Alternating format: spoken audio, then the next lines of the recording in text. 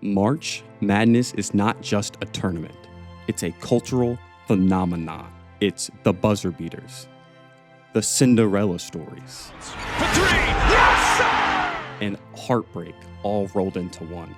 From Chris Jenkins' legendary title-winning shot for Villanova Jenkins for the championship! to RJ Hunter's deep three that shattered brackets, including my own,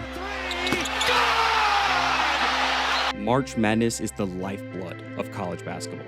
This tournament gives underdogs a shot at greatness. A real David versus Goliath kind of story. I mean, who can forget FDU's historic upset over Purdue? A moment so shocking that even their own coach Tobin Anderson had to convince his team that they could actually win. The more I watch Purdue, the more I think we can beat them. Yes, sir. Let's go shock the world. Let's go do this. Legends are made in March. And like millions of others, I've spent years trying to predict the unpredictable. But what if we could find a way to forecast the next champion? What if there was a model, a formula, that gave us a real edge when filling out our brackets? So I decided to build one myself.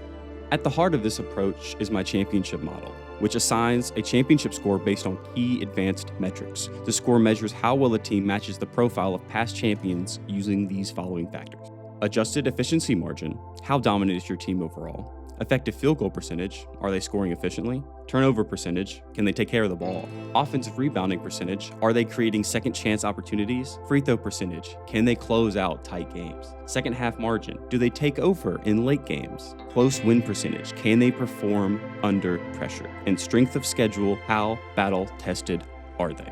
And after calculating all of these stats, I generated a championship score for every single team in the tournament this year. Here it is. Every single team in this year's tournament's championship score. Now, we can't just take the championship score by itself, because we also need history to help us eliminate some of these teams out of contention. And history tells us that the elite balance is crucial. And since 2002, every national champion has ranked top 40 in offense and top 25 in defense, according to Ken Palm's ratings. Now, that's our first major filter. And if a team doesn't meet this threshold, they're out. This instantly slashes the field down to 11 remaining teams, the ones that actually have a realistic shot at the title. But we're not just stopping there. Now, while I was doing my stats and ensuring the accuracy of my model, I calculated every single Elite 8 team's championship score since 2017. And I noticed a critical trend emerge. Since 2017, every national champion has had a championship score of at least 31. That means any team below that threshold is eliminated. And now we're just down to 7 teams. 7 legitimate contenders for the national championship. Now, here comes the final step: ranking the remaining teams by championship score to determine who has the strongest statistical profile to win it all. Here are the final championship scores for the top 7 teams.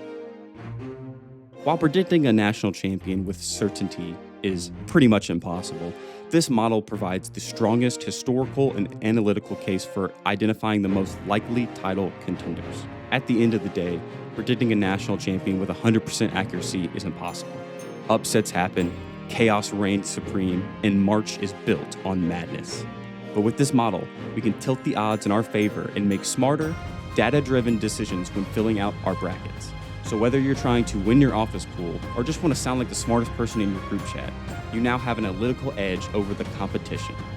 Unless, of course, you end up in my bracket group, then good luck. This is March Madness. And with my model, you might just predict the madness.